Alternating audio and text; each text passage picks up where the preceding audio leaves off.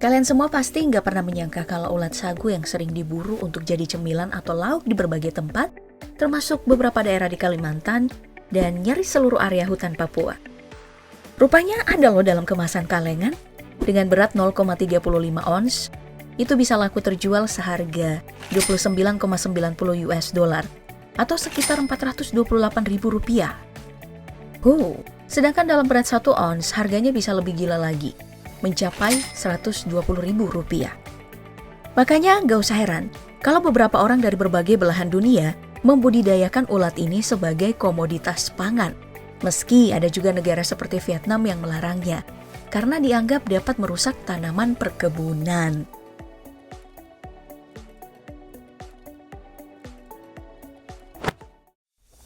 Ya, beberapa jenis tanaman budidaya memang tidak cocok dengan hewan satu ini. Dan di antara mereka yang bisa dikonsumsi hanya beberapa jenis saja, terutama yang merupakan larva dari sejumlah kumbang. Seperti spesies palem hitam alias Rhynchoporus bilineatus. Kemudian spesies palmetto atau Rhynchoporus cruentatus. Lalu ada spesies palem merah atau sering disebut dengan Rhynchoporus perugineus. Ada juga yang berasal dari spesies kumbang palem Amerika Selatan alias Rhynchoporus pimarum, serta spesies palem Afrika atau Rhynchoporus poenikis. Dan yang paling sering kita jumpai dan kita kenal nih adalah kumbang pohon sagu atau Rhynchoporus vulneratus. Namanya kok bagus-bagus ya.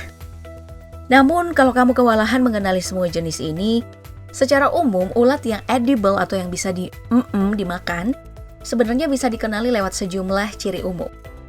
Mulai dari tekstur tubuhnya yang lunak dengan kepala mirip belalai, serta ukuran kebanyakan betina yang lebih gede daripada jantan dari segi panjang dan lebar perut dan ukuran kepala total, juga beberapa bagian tubuh lain. Nah, kumbang betina biasanya mampu menghasilkan 200 butir telur dalam satu fase. Kemudian nih bakal menaruhnya di ketiak dan tangkai daun. Lalu saat telur itu menetas jadi ulat, mereka akan hidup di batang pohon keluarga palem, seperti sawit atau sagu. Hingga jadi kumbang dewasa sepanjang 2-5 cm dan penampilan warna yang mirip dengan karat.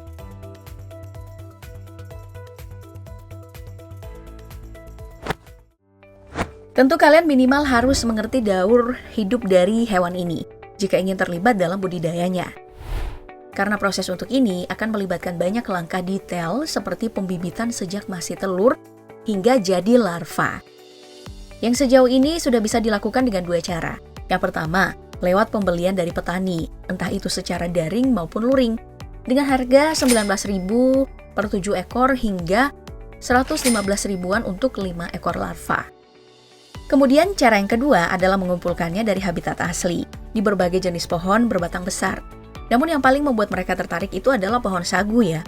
Dan karena itu juga mereka lebih familiar dengan sebutan ulat sagu. Namun kalau kalian males cari larvanya, sebenarnya bisa tangkap induknya aja atau mamaknya aja yang masuk dalam golongan kumbang dari beberapa jenis spesies dalam pembahasan sebelumnya. Kemudian nih cari deh batang sagu sebagai media penangkaran. Dan masing-masing batang akan dimasukkan 28 kumbang betina secara bertahap. Atau nih kalau kamu mau lebih yang natural, bisa gunakan garam untuk membuat kumbang datang tanpa kamu undang. Cile diundang kayak ulang tahun aja ya.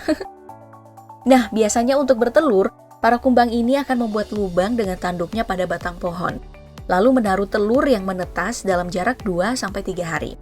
Namun itu baru satu proses aja.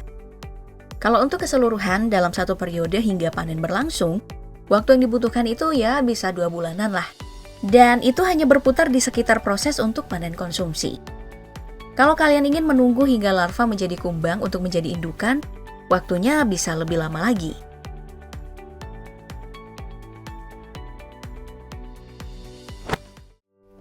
Namun gak perlu khawatir, karena dari segi perawatan, budidaya ulat sagu ini terbilang sangat mudah.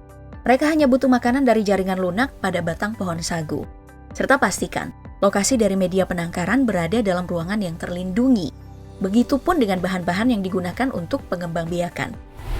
Tingkat pencahayaannya nggak boleh terlalu terang ya.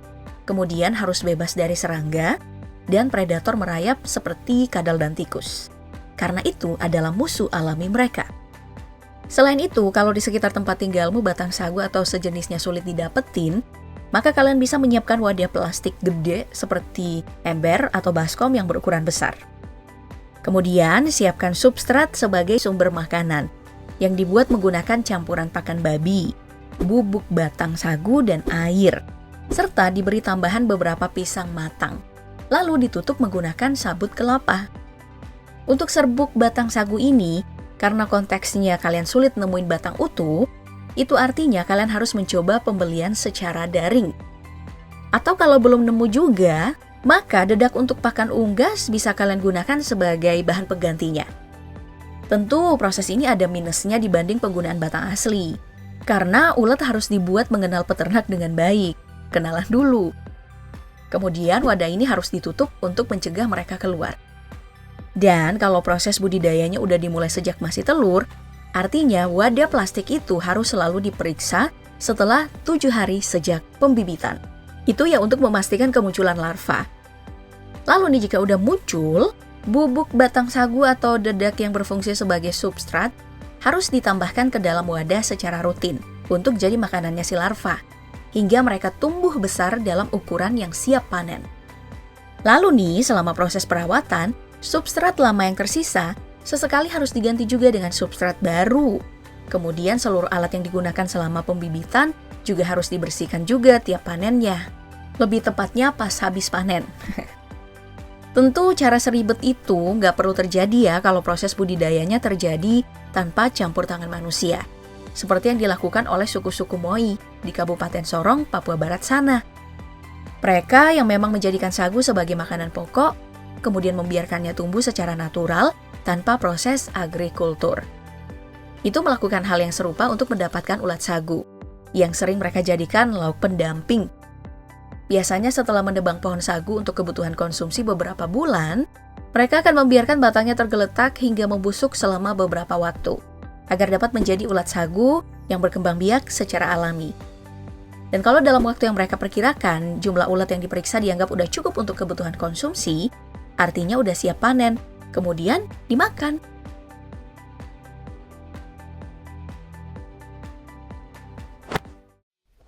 Waktu panennya juga nggak lama sih, hanya butuh 30 hingga 40 hari. Tergantung ukuran ulat yang diinginkan, berdasarkan kebutuhan penjualan dalam kondisi hidup atau kering, untuk hotel, restoran, dan toko kelontong.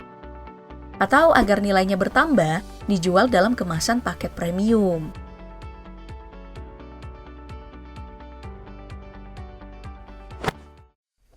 Tapi itu sebenarnya agak ribet ya, karena secara umum, ulat sagu ini udah bisa dikonsumsi tanpa harus melalui proses pemasakan apapun.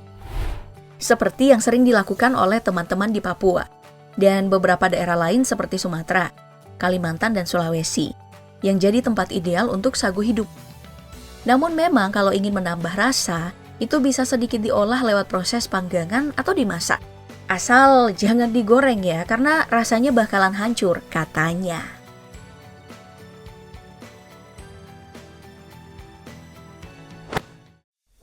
Kemudian kandungan gizinya beresiko jadi rusak juga tuh kalau digoreng.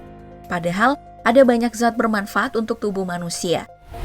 Mulai dari takaran per 100 gram ulat sagu yang setara 9,34% protein, yang menjadi bahan penting dalam proses metabolisme, pembentukan otot dan juga tulang, menstabilkan enzim dan hormon, serta meningkatkan sistem kekebalan tubuh. Lalu ada kandungan asam amino esensial, seperti asam aspartat, tirosin, asam glutamat, metionin, dan juga lisin. Di mana secara garis besar itu dibutuhkan untuk membantu tubuh memproduksi hormon serotonin pada otak, yang meningkatkan mood atau suasana hati. Ini sekaligus dapat meningkatkan kualitas tidur juga, sehingga badan menjadi segar saat bangun. Terus ada kandungan 13,1 gram lemak, termasuk asam lemak, sebagai dukungan untuk menghalau peradangan pada tubuh, dan menurunkan kadar trigliserida pada tubuh sehingga jantung menjadi lebih sehat. Selain itu ada manfaat lain seperti membantu regenerasi jaringan tubuh yang udah rusak. Kemudian mampu meningkatkan sistem kekebalan tubuh juga sebagai pelindung tambahan dari serangan bakteri dan virus yang jadi penyebab penyakit.